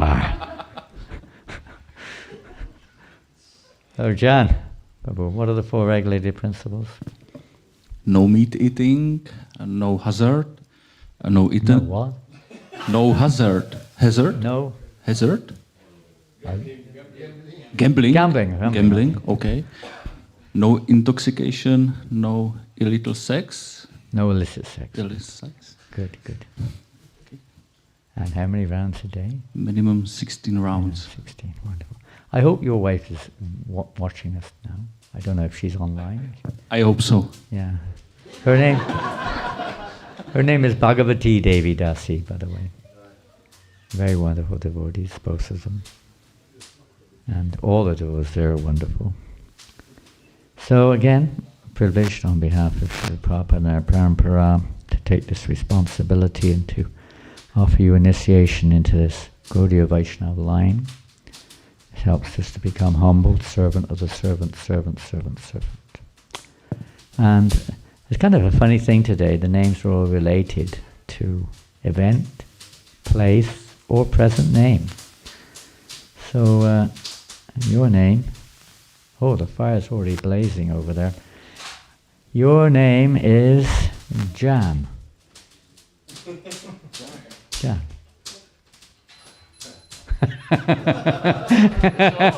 And now your name is Jana Prandas. Haribol. Hare Krishna Jana Pran Prabhu. The life of all living entities. Krishna, it's the name of Krishna. Hare Krishna. Thank you, Jana Pran. And last but not least, our beloved Eric Prabhu, who is preaching in Lyon. His wonderful son is here, Matisse. They're both book distributors. His son also goes on book distribution. He loves to preach. Very close with Ekanath Prabhu and Rasananda Prabhu and Dayanitai Prabhu, the brahmacharis who go there. If you can come over there, because apparently the camera is over there. So what are the 4 regulated principles, Eric? You can say in French if you can't remember it in English. No intoxications, no eating, no illicit sex, and no gambling. Very good. How many rounds a day? At least 16 rounds a day. Very good. Wonderful. So we'd like to give you a name. He's very attracted to, his name begins with E. He's Eric. He's very attracted to Lord Nityananda, I've heard from a little bird whispered in my ear the other day, that he's very attracted to Lord Nityananda. So what other name can we give? It's not very difficult. Keep your hand to the ground. It's not difficult to guess. What other than Your name is Eka Chakra Das. Haribol. Jai. Hare Krishna. So now we'll proceed to the yajna, and Nrisimha Kavaca Prabhu, you will take over the proceedings and take them through the achaman. And if there are garlands, now is the time. Please bring them now. Hare Krishna. And if there's anything else, please let me know. Otherwise, we'll proceed with the show. Hare Krishna. Thank you all very much. Srila Prabhupada Ki Jai.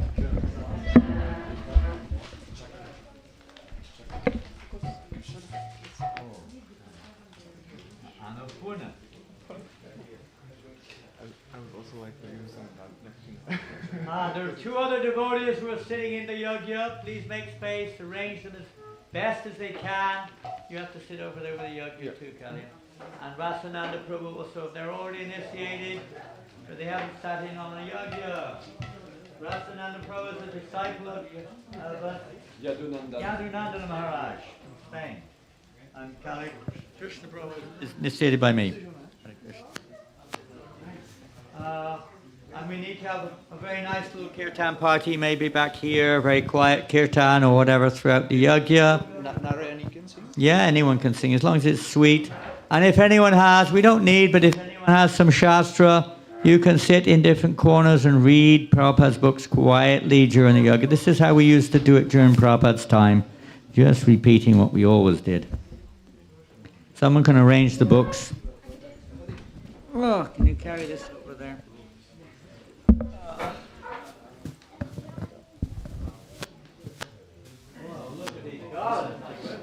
You can put one or two at the same time.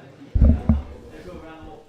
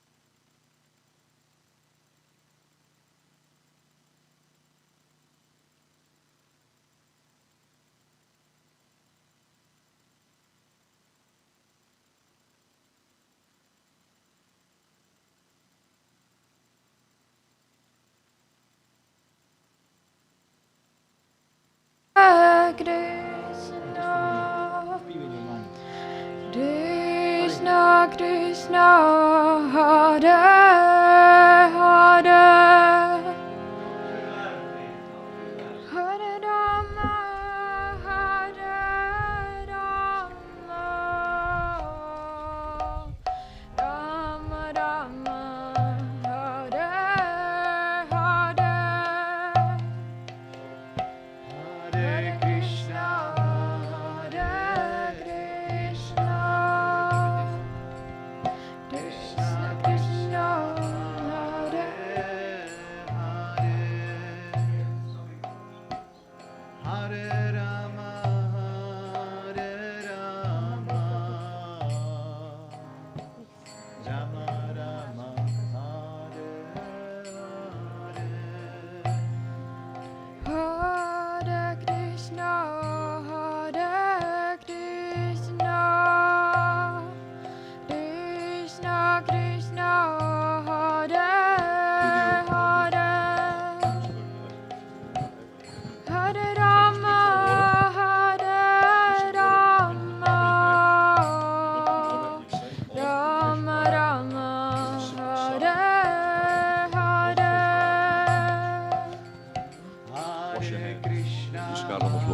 Haribol.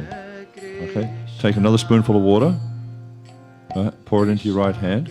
You look at the water and you say, Om Keshavaya Namaha. Then wash your hand. Actually, should I do it one time through? Oh, mistake. Do it again. Look at the water. Om Narayana Namaha. Then wash your hand. Then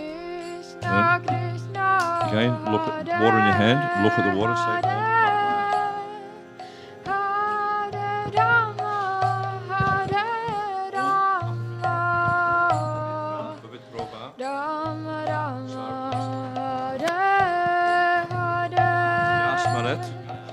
Pundarikaksha, Sabhaya, Abhyantara, Suchi, Sri Vishnu, Sri Vishnu, Sri Vishnu.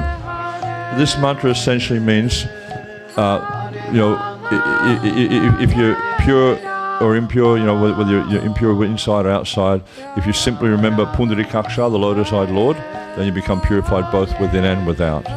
Okay? So, let's do this again. Take a spoon full of water, hold in your left hand, pour it into your hand and chant Om Keshavaya Namaha. Sip the water and wash your hand, discard on the floor. Then Om Narayana Namaha. Sip the water, wash your hand again. 1 second.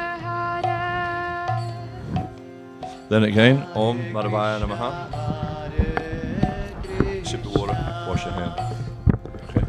Om Apavitro Vitrova Sarvavastam Vatopiva Yasmarat Pundarikaksha Sabhaya Abhyantara Suchi Sri Vishnu Sri Vishnu Sri Vishnu.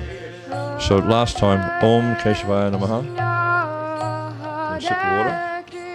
Then wash your hand. Then Om Narayana Namaha. Wash your hand. And Om Madhavaya Namaha. Sip the water, wash your hand. And again, Om Apavitro Vitrova Yasmarit Pundarikaksha Sabhaya Abhyantara Suchi Sri Vishnu Sri Vishnu Sri Vishnu. Okay. So in front of you you have grains, yeah? And a banana. So I'm going to do some what we call oblations into the fire. I'll be chanting these Vaishnava mantras. We do it word for word. I'll chant the mantra, you repeat it after me. And then at the end of each mantra, I'll say Swaha 3 times. And so you take the grains like that in between these fingers, yeah? And you throw it into the fire. So this is called a mudra, yeah? Don't pick any grains up off the floor, just use what's on your plate. And you'll have to offer grains, I think it's 27 times, so only do a small amount each time, yeah? And whatever's left at the end, we'll put in the fire.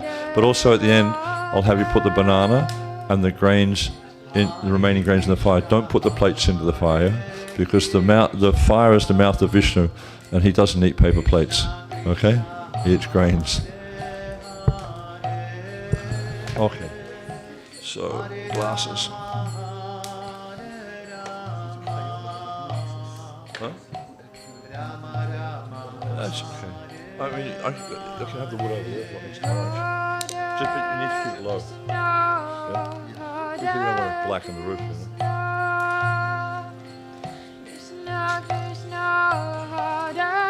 And also we have here something very auspicious to further increase the auspicity of the occasion is Tulsi.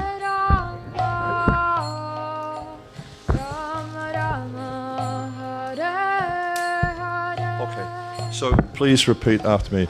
Om Ajnana Timirandasya Gyananjana Shalakaya Chakshur Unmilitam Jena Tasmai Shri Gurave Namaha Swaha Swaha Swaha Sri Chaitanya Manobhishtam Stapitam Jena Bhutale Swayam Rupa Kadamahyam Dadati Swa Padantikam Swaha Swaha Swaha Vandeham Shri Guru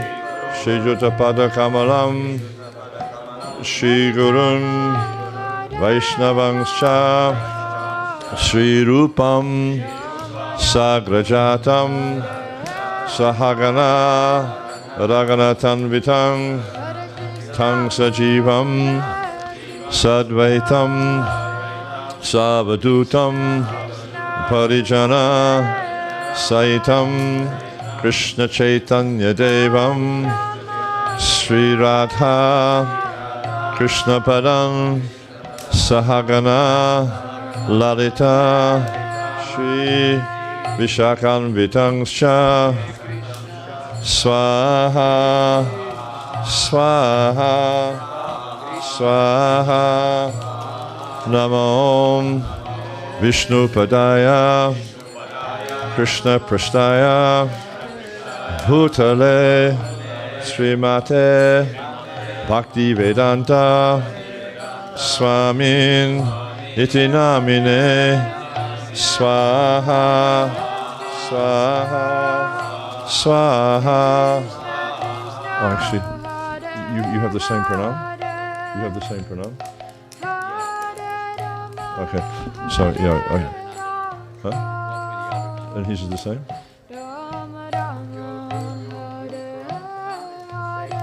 Standard Namo, okay.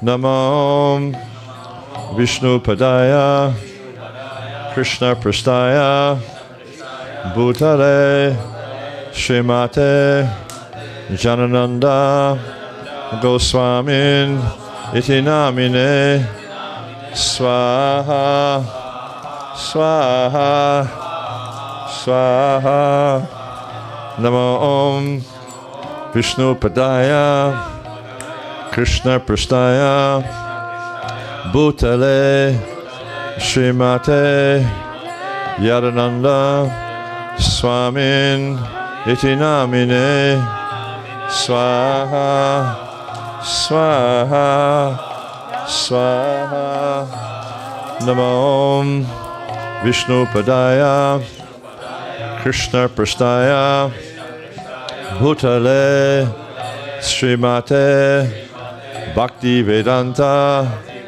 Swamin Iti Namine Swaha Swaha Swaha Namaste Saraswate Deve Gauravani Pracharine Nivishesha Shunyavadi Paschatya Deshatarine Swaha Swaha Swaha Namo Om Vishnu Padaya Krishna Prasthaya Bhutale Srimate Bhakti Siddhanta Saraswati Iti Namine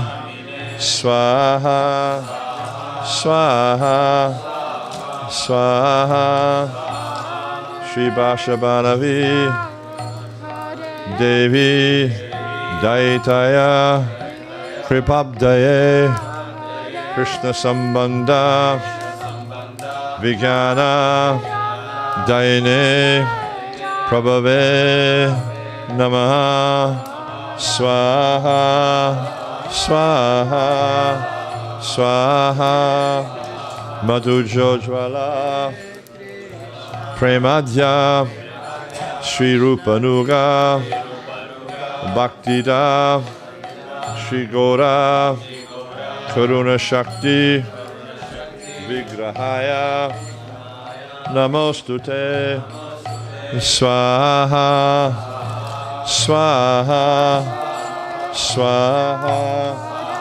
Namaste, Gauravani, Shrimutaye, Dinatarine, Rupanuga, Virudha, Apasidanta, Dvanta, Harine, Swaha, Swaha, Swaha, Namo, Gaura Kishoraya, Sakshad Vairagya, Murtaye, Vipralamba, Rasambore, Padambujaya, Te Namaha, Swaha, Swaha, Swaha, Namo, Bhakti Vinodaya, Satchidananda,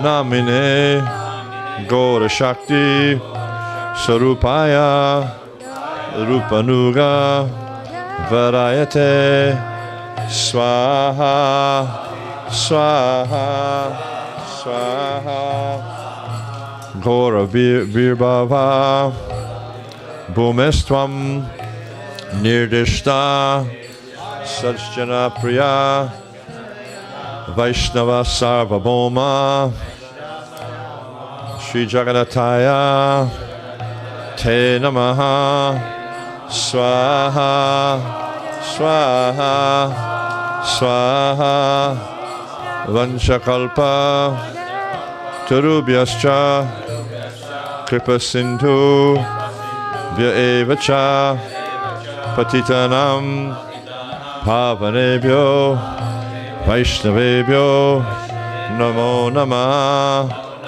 Swaha, Swaha, Swaha, Namo Maha Varanyaya, Krishna Prema, Pradayate, Krishnaya, Krishna Chaitanya, Namne, Gora, Tvishe, Namaha, Swaha, Swaha, Swaha, Pancha, Tatvatmakam, Krishnam, Bhaktarupa, Sarupakam, Bhakta Avataram, Bhaktakyam, Namami, Bhakta Shaktikam, Swaha, Swaha, Swaha.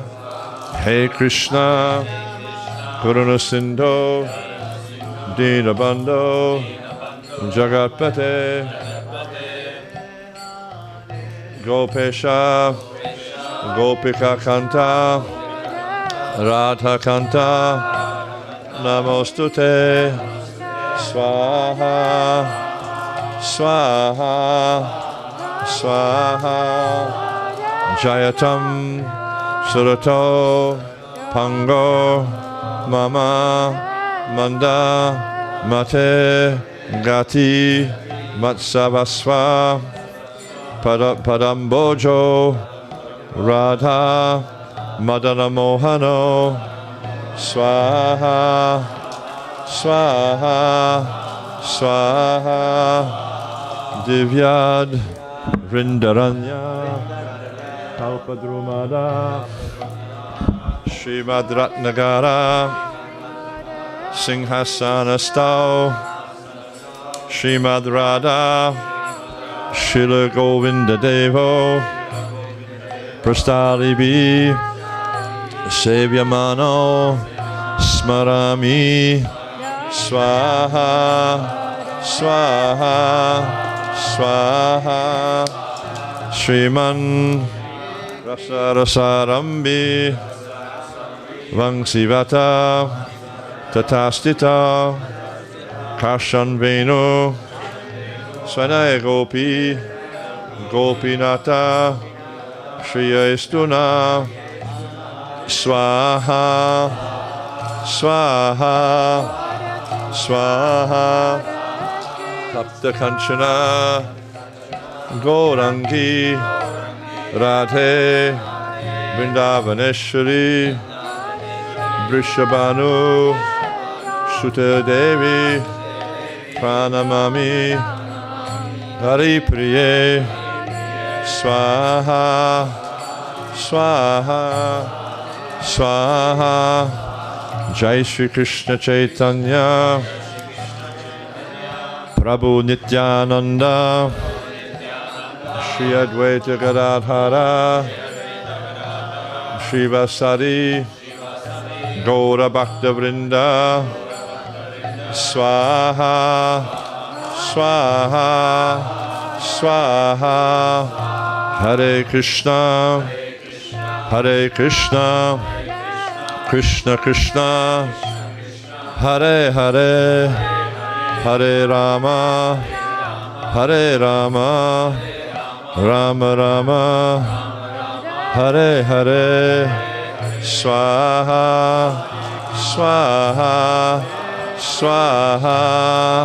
Hare Krishna Hare Krishna Krishna Krishna Hare Hare Hare Rama Hare Rama Rama Rama Hare Hare. Swaha Swaha Swaha. Hare Krishna Hare Krishna Krishna Krishna Hare Hare Hare Rama Hare Rama Rama Rama Hare Hare. Swaha Swaha Swaha. Okay, so take the aspirin cups off your plate and just put them to the side here so they're out of the way. Because we're all going to circulate the fire. You can stand up and then with the grains on your plate, you can offer them into the fire and then hold the banana between your hands so it's like this, yeah? So curved upwards and then like that, okay? But put the grains in the fire first, please.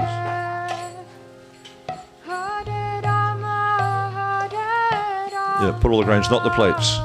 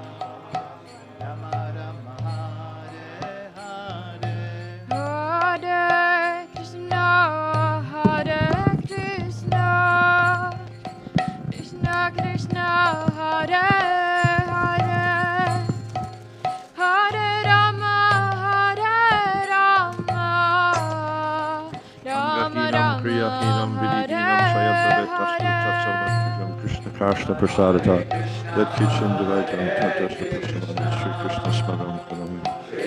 I don't need it. I don't need it. Hare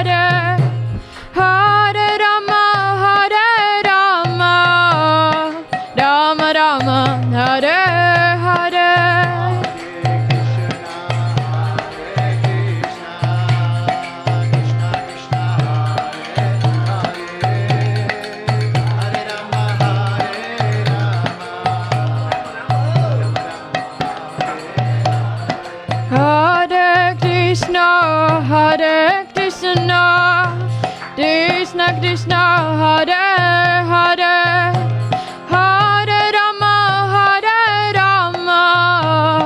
Rama Rama, Hare Hare.